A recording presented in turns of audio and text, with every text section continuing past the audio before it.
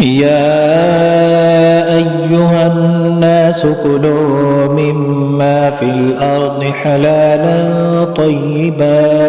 ولا تتبعوا خطوات الشيطان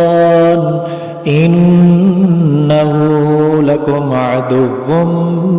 مبين إنما يأمركم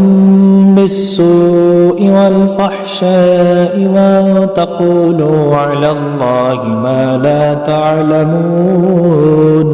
وإذا قيل لهم اتبعوا ما أنزل الله قالوا بل نتبع ما ألفينا عليه آباءنا أولو كان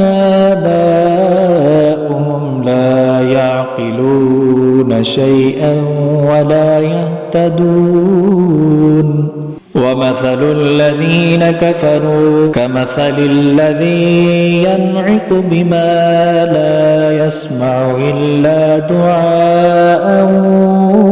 ونداء صم بكم عمي فهم لا يعقلون.